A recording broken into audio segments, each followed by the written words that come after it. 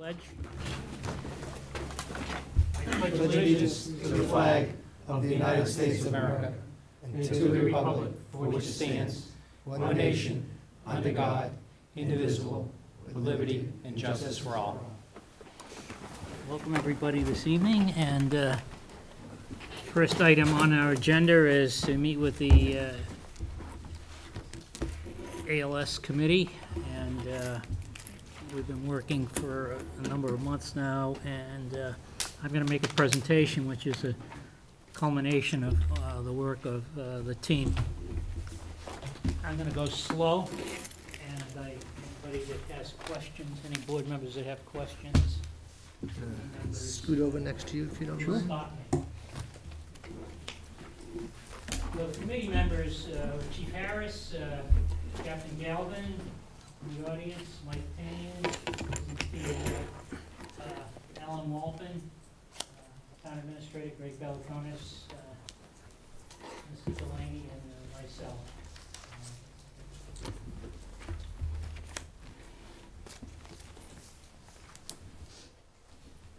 Over the past few weeks, we've interviewed a number of experts from different areas. Bill Bergendahl, I'm pronouncing these things right. He's the president and CEO of Professional Ambulance, a member of the board of directors of the American Ambulance Association, Committee on Accreditation for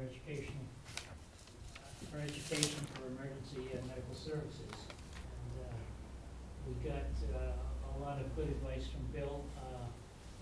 He also runs a training program and provides services for City of the city of Cambridge.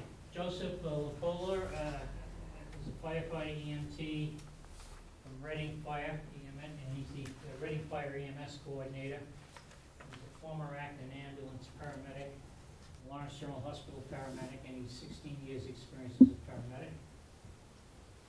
Came to us from Reading.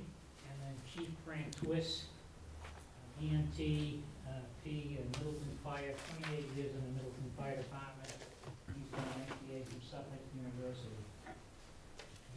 And, Chief John Brickett, EMT from Amesbury Fire, former manager of Chalk Ambulance, former union president of Amesbury Fire, started a program at Amesbury Fire. And then Captain Mike Finnenberg, EMT practicing from Linfield Fire. He's the EMS coordinator, former ALS program for formed the ALS program for Linfield. He's a former Amesbury firefighter and former supervisor of Power. We met with these gentlemen, and I'd like to acknowledge the fact that we're grateful that they spent and gave their time up to meet with us. And I think they gave us a pretty broad brush of the various methods that different communities have used to get into ALS. And it's fairly contrast. I think probably Reading comes maybe the closest to what we do and what we're...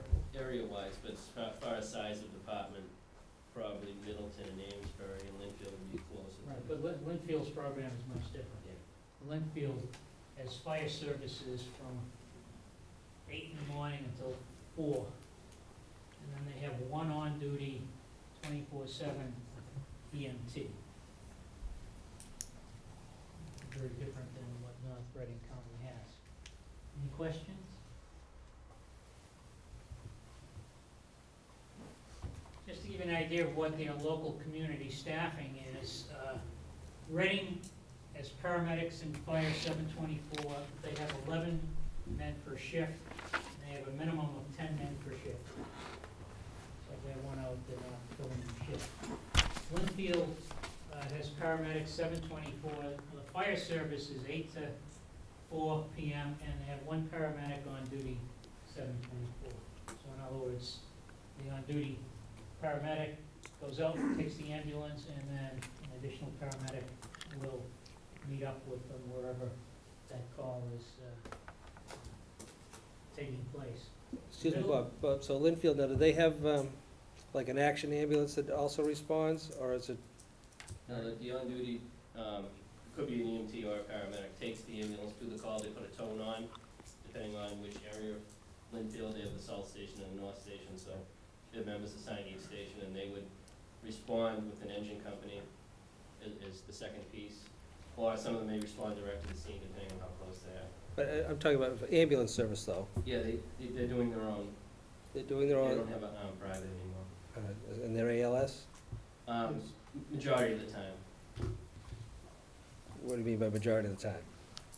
Like during the day, the weekdays when they have the 8 men on duty, there's usually 2 paramedics. After hours, there could be a paramedic or an EMT manning the ambulance. When they put that tone on, the callback guys, they usually they're able to staff it at full ALS. If they're unable to do that, Action Ambulance Services is backup.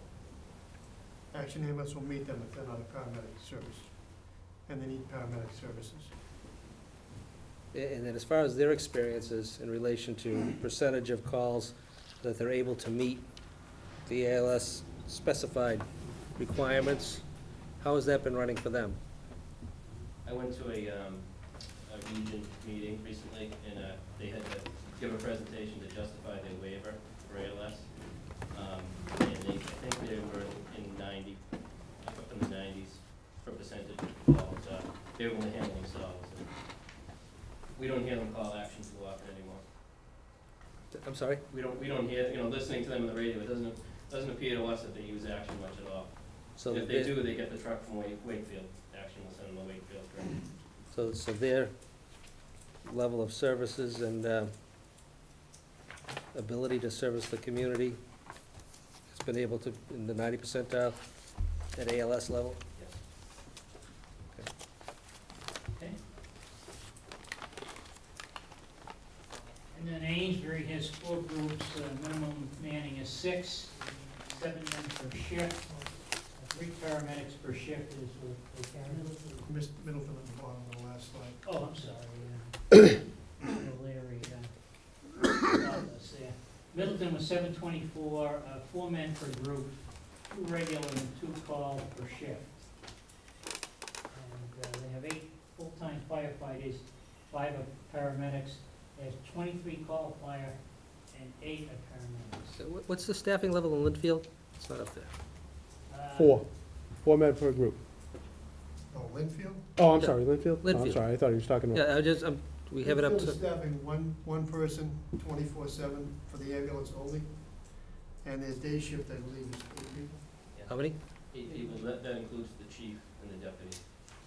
And they're just operating 8 to 4, 5 days a week. But there's eight men, including the chief and the deputy. Yep.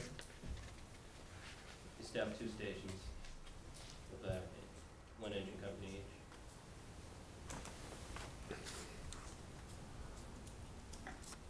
All set, Steve? Yes, thank you.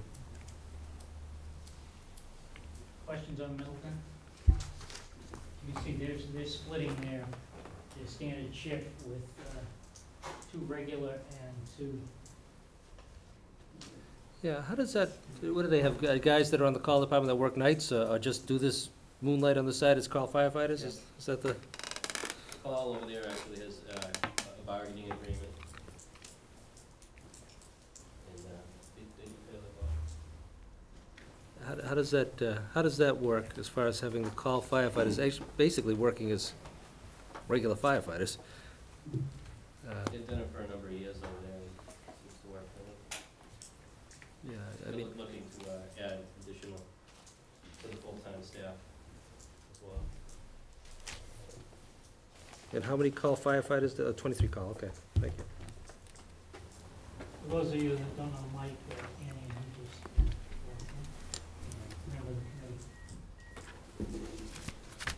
And then local community staffing for Amesbury, there's 4 groups, minimum manning is 6, 7 men per shift. They have 3 paramedics per shift. They operate 724. They have 28 firefighters and 17 are paramedics. That's not 28 plus 17. Yes, Mike? Yeah, just quickly, before you go on to the next slide, to make sure I understand, you're presenting this to kind of give us just a an example how the other local communities are structured?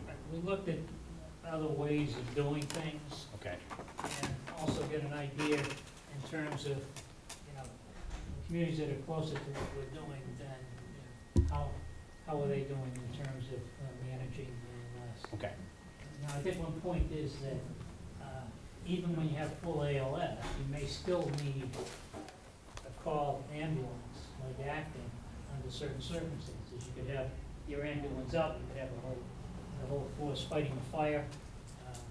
You could have people out sick and not everybody fully ALS qualified to carry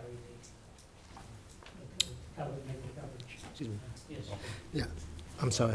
no, I'll No, finish it's that. good because my back is still on. Yeah, with the ambulance service, you mentioned Wakefield, that comes, for Linfield, it would come from Wakefield.